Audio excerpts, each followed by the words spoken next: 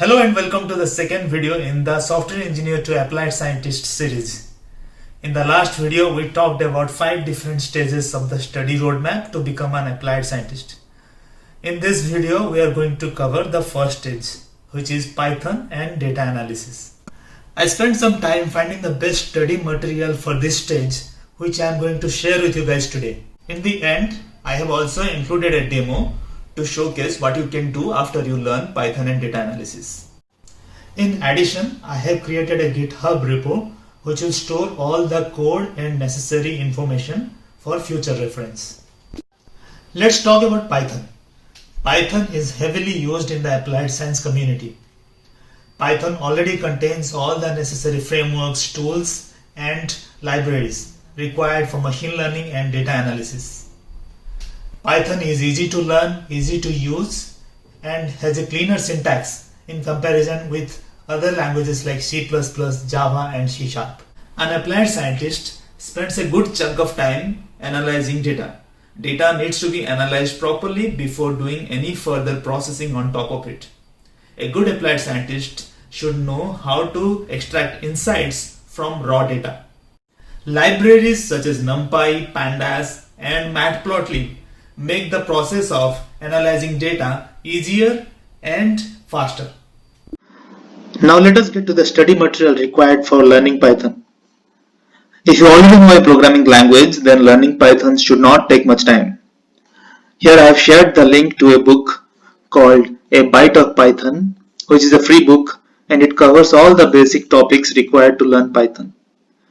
It covers topics from installation to object-oriented programming. I would suggest everyone who is new to Python programming to go through the entire book. If you are already familiar with Python programming, then you can skip reading this book or just skim through it. Here I am providing an online tutorial link to learn data analysis using Python. This LinkedIn Learning tutorial covers all the essential tools and libraries such as NumPy, Pandas, and Matplotlib, and provides good example use cases also. This tutorial should be enough to get you started on analyzing different types of data using Python. If you want to further strengthen your foundation on Python data analysis, or you are curious to dive deep into these libraries, then I highly recommend reading this book.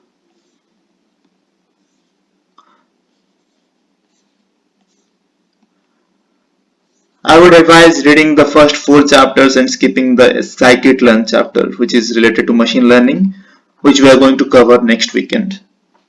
To showcase what you guys can achieve after learning all these tools, I have prepared a small demo showing the power of NumPy, Pandas, and Matplotlib. For the demo, I have created 2 Jupyter notebooks. One notebook involves NumPy and the other includes Pandas and Matplotlib. In the NumPy demo, I am trying to show the difference between NumPy arrays and traditional Python list. Here I am trying to calculate square root of 50 random numbers using both Python operations and NumPy operations. Now let's create 50 random numbers, and then I am using the math module to calculate square root of these 50 numbers. The IPython timeit magic command shows that it takes 22 microseconds to perform the square root of 50 random numbers. Now let's try to do the same operation using NumPy. First I will convert that array to a NumPy array, and then I will use the NumPy square root function to calculate the square root. This time it took 3 microseconds instead of 22 microseconds. This shows that how NumPy is faster than traditional Python list. We can also do other cool stuffs with NumPy, like creating different matrices. Here I am trying to create a 2x3 matrix. Now I can also do matrix operations on top of it. I am trying to sum up the column in this matrix. Just see how easy it is to do mathematical operations using NumPy. In this demo, I have chosen to analyze the COVID-19 India dataset. The dataset is easily available in kaggle.com. So there are multiple files in the dataset. There is a description on which file contains what data. For this demo, I have used the complete.csv file, which is day-to-day state-wise number of cases from Ministry of Health website. Let's have a look into the data. So the data has multiple rows and columns. The columns include date, state name, latitude, longitude, total number of confirmed cases, number of deaths, number of people cured, and number of new cases, new deaths, and new recovered people. On its own, the raw table does not tell much about the impact of COVID-19 in India. As an applied scientist or a data analyst, we should be able to take this data and come up with new insights. I have downloaded the complete.csv file from Kaggle. Let's read the file. Okay, the file is read properly. Now I will use pandas to load the file into a pandas data frame. Okay, now for the first analysis, I am trying to find the worst affected states in India. For this, what I am doing is I am grouping by name of the states and then calculating the max death in every state, and then I am sorting the column by value. So as evident, Maharashtra is the worst affected state in India. Now let's plot this data in a bar chart. So here I am using Matplotlib to plot the same data using a bar chart. As you can see, this is more intuitive than seeing this raw table. We can use different kind of plotting. For example, we can use a pie chart instead of a bar chart.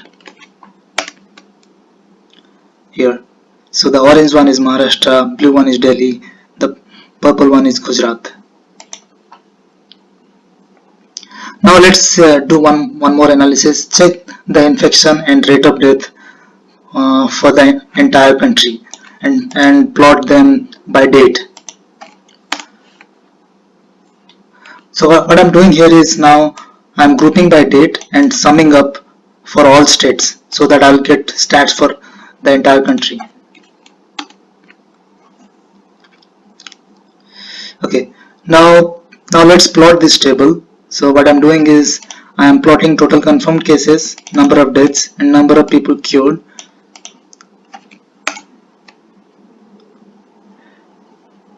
So as you can see, the number of cases in India are rising exponentially. So is the number of deaths and number of people cured. Now let's plot the number of new cases, that means the daily numbers. These are the cumulative infection numbers.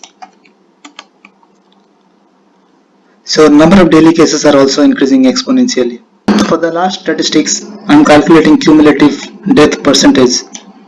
So the formula for this is calculating the number of deaths divided by total number of cases multiplied by 100.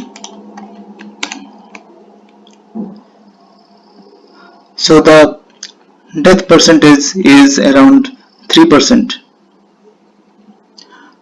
So we were able to extract these statistics, which is enabling us to know more about the severity of the infection in India. The purpose of this demo was to make you guys excited about all the cool stuff you can do after learning these tools. I would highly encourage everyone to do this kind of analysis on the data of your choice and check in your analysis in a GitHub repo and share the link in the comment section down below so that everyone can see it. I hope this video has educated you on the importance and need of Python and data analysis. The next video on machine learning fundamentals will be out by next weekend. If you found the content useful, then please like the video and share it among your friends. Also, I'll be making similar exciting videos in future, so don't forget to subscribe and press the bell icon to be notified as soon as a new video appears. So that's all for now. I will see you guys in the next one.